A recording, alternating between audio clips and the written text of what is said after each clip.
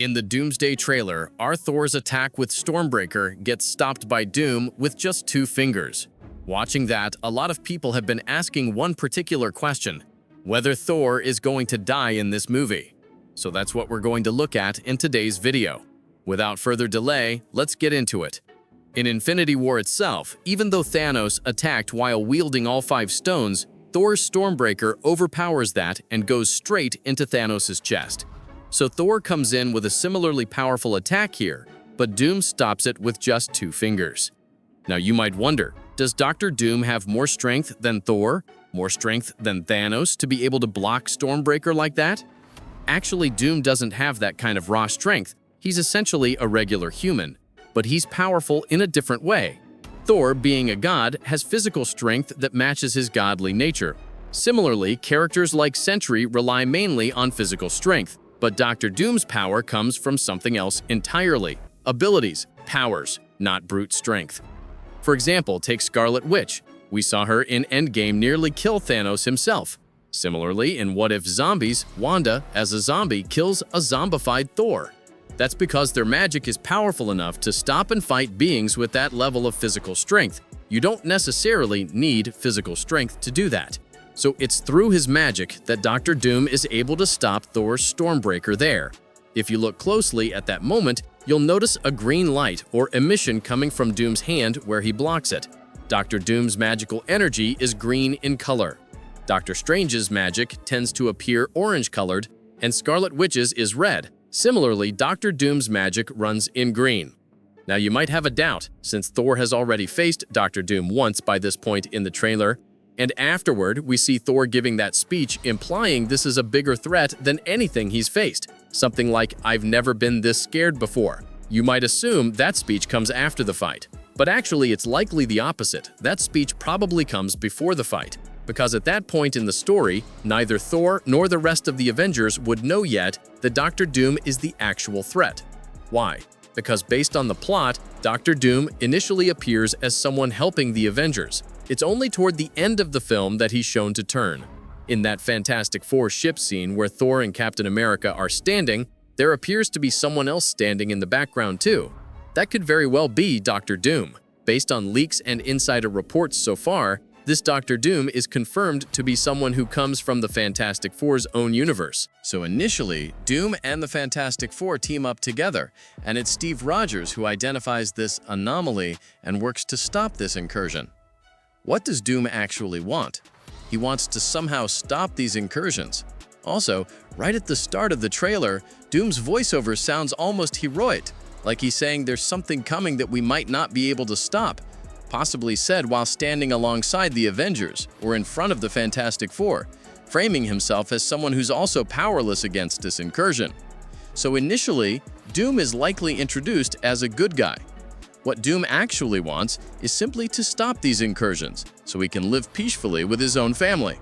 But because of the existence of these multiple universes, incursions keep happening back and forth, and everything keeps getting destroyed. If there were no multiverse, no incursion would happen in the first place. And it might be with that reasoning that Doom ends up causing this entire incursion himself, using his powers to create his own battle world, or his own universe. How would Dr. Doom get powerful enough to create a battle world? The best example for that is Loki. Perhaps right at the start of the film, Doom might kill Loki and absorb his powers. That could be the origin of Doom's power-up. You might recall we already saw one shot in the trailer. That particular shot might not necessarily be in Doom's style though, because coincidentally, Avengers Endgame is being re-released in theaters in September, and it's been officially confirmed by the Russo brothers that 7 extra minutes of footage have been added to that re-release. If you think about it, this Avengers Doomsday is essentially set up as a direct continuation of Avengers Endgame. Characters like Moon Knight and other newer characters that came in between might not even appear in this film at all. In Endgame, when Captain America travels to the past and lives out his life with Peggy as his family, that's around the same time period. When Loki, with his TVA card, goes and meets him, that might be exactly the scene we saw in the trailer. So looking at it that way, it's likely that Dr. Doom becomes this powerful specifically by absorbing Loki's powers. and that's also how he manages to create his battle world. It's probably because of absorbing that much power that Doom becomes strong enough to stop Thor's axe with just 2 fingers. His power level must have increased significantly because of that. Now, as for whether Thor dies after this, I don't think there's much chance of that, because we've already seen this pattern in Infinity War and Endgame. A powerful Avenger gets beaten down badly by the villain, almost humiliatingly, just to establish how powerful and threatening that villain truly is. That's the exact function this scene seems to serve here. This time, Thor is the one playing that sacrificial punching bag role to establish Doom's power. So maybe we'll see Thor get knocked down hard initially. Also, in the concept art for this film, Thor's lightning has already been shown in yellow color. But in this trailer, his lightning actually appears blue instead. A lot of people speculated that discrepancy was meaningless, that the concept art color was arbitrary. But based on current insider reports, that's probably not the case. Thor might actually be getting some kind of power upgrade, because this exact pattern has happened before. Thor gets beaten down hard, retreats, and then makes an even bigger comeback. That comeback is usually significant, not minor. So most likely Thor is set up for exactly that kind of comeback, possibly tied into the Secret Wars storyline. Either way, there's very little chance Thor actually dies, because there are still plenty of stories left to tell with his character. The other Avengers will eventually age out and need to be recast, so those storylines have to address that eventually. But Thor doesn't have that issue, since he can live for however long the story needs him to. Even 50 years down the line, Marvel could still use the same actor for Thor, just showing him as visibly older.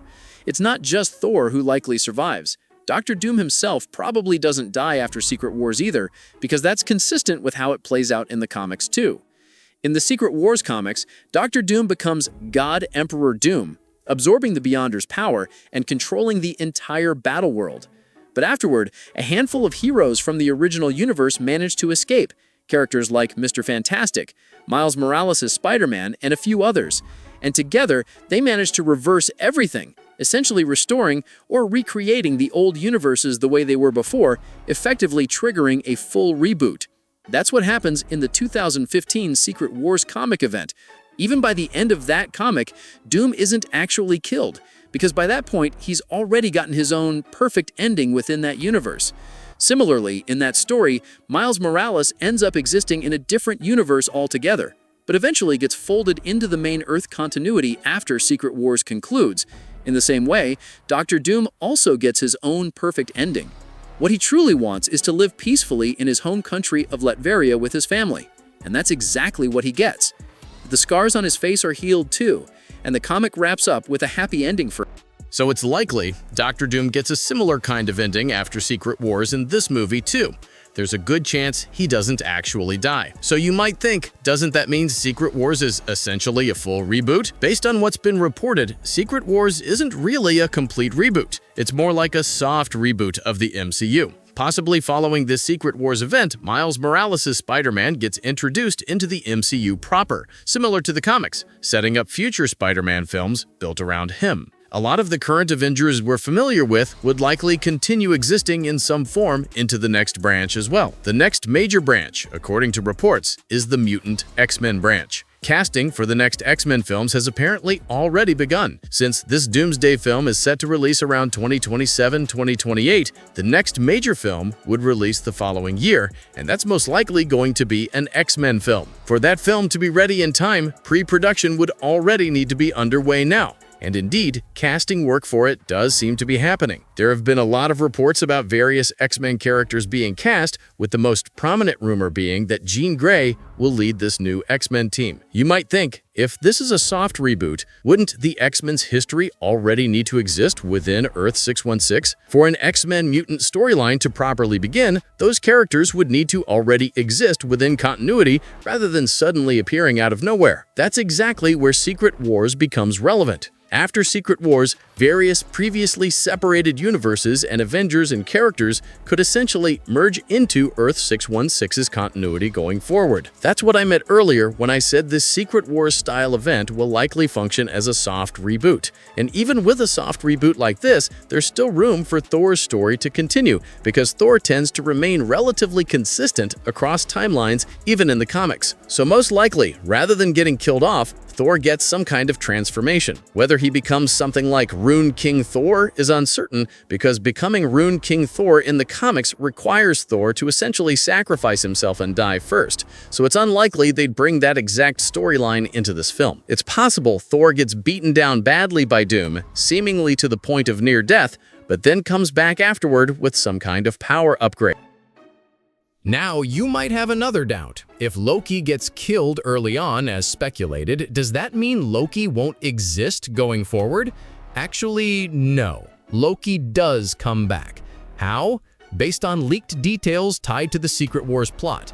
Doom recreates the world universe again, meaning all the heroes who lived during that earlier time period in the original battle world continue living out what they believe to be their normal lives and histories. In that recreated battle world, our previous heroes get reborn, in a sense. Loki, Thor, Iron Man, everyone gets recreated within it. Loki is found again in that world. But crucially, some heroes from this current Avengers Doomsday storyline retain their memories even within that recreated battle world, particularly Steve Rogers. It's said Dr. Doom personally imprisoned Steve Rogers in his own dungeon, specifically so Steve remembers everything that happened, because Dr. Doom's greatest hatred is directed at Steve Rogers. The reasoning tied to this storyline is that it's because of Steve Rogers that Dr. Doom ends up losing his own family. So the heroes who retain their memories band together to form a resistance team, and they go looking for Loki because only Loki has the ability to take back the power that Doom currently holds. Loki eventually reclaims that power, and it's said in the Secret Wars plot leak that there's a scene resembling Loki sitting on a throne, essentially giving Thor a proper, meaningful goodbye. For Loki to say a proper goodbye to Thor like that, Thor obviously needs to be alive. Thor has to survive. Not only that, Thor is also confirmed to be a main character in this resistance team. Importantly, this isn't some reborn or recreated version of Thor within the battle world.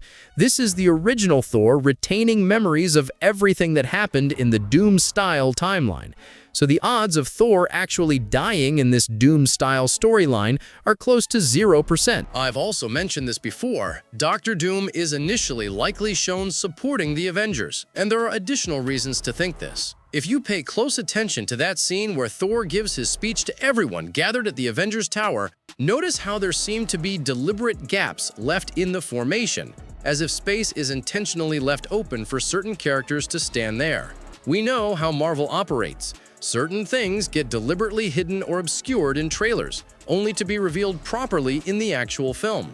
So it's likely that some of those gaps get filled in by characters we haven't fully seen yet, possibly Dr. Doom himself standing there.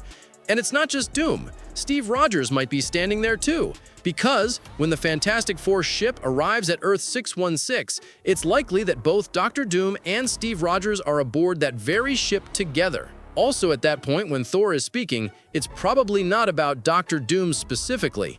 It's more likely about the incursion in general, because it's probably only afterward that they come to realize Dr. Doom's true nature, leading to the eventual Avengers versus Dr. Doom confrontation. This gathering is likely a meeting that happens before they all head off to the X-Men universe, after which they split up and head there.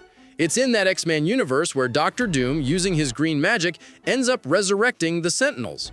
So there's likely already a conflict happening between the Avengers and the X-Men at that point, with both sides fighting each other, while Dr. Doom quietly capitalizes on the chaos to make his own moves comfortably in the background. But at some point, both the X-Men and Avengers realize what's actually happening and team up together. It's probably at that stage that Doom directly steps in, using his powers to bring the destroyed Sentinel robots back online.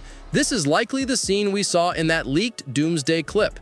So it seems the Avengers and X-Men team up together at that point specifically to oppose Doom. It's likely in that very fight that we see Steve Rogers and others getting thrown around or blown back, and it's probably right after that moment that Thor arrives on the scene and confronts Doom directly, having finally realized that Doom is the true main villain. Now, a lot of people have another doubt regarding the scene showing Namor, where the entire ocean is shown looking like a desert, with the water frozen around him like a wall. Is that because of Doom's incursion affecting the ocean, or did Namor himself part the sea deliberately to let the others pass? But in one shot in the trailer, We see Shuri standing in front of Namor in what looks like a tense confrontation, almost like she's about to attack him. It looks like she might even be aiming her Black Panther-style blaster at him. If Namor had actually parted the sea to help them, there'd be little reason for that kind of confrontation to occur. So it's more likely that it's actually Susan Storm who's responsible for that, since we know she's traveling with this group too. She may have used her force field powers to split or part that ocean for them to pass through. As for whether Susan Storm has that level of power, remember, she's the one who once pushed back Galactus himself using her force field. Also, since Franklin Richards has apparently brought her back to life in this storyline, her powers may have increased significantly as a result, so it's plausible that it's actually Susan Storm who parts that ocean, not Namor. A lot of people also had another doubt. Rumors floated around suggesting that Captain America might actually turn out to be Hydra Cap, essentially one of Doom's underlings or lackeys in this film. I don't think that's likely to happen. The Steve Rogers who traveled back in time in Endgame should be the same original Steve Rogers returning here. Though it's understandable if some of you wonder whether it's actually Doom himself who somehow orchestrated Steve being sent off into that past timeline in the first place. But I don't think that's the case either, because based on the plot, Steve Rogers' time travel is actually the central key point driving this whole storyline. So it makes more sense for this to be the genuine, original Steve Rogers.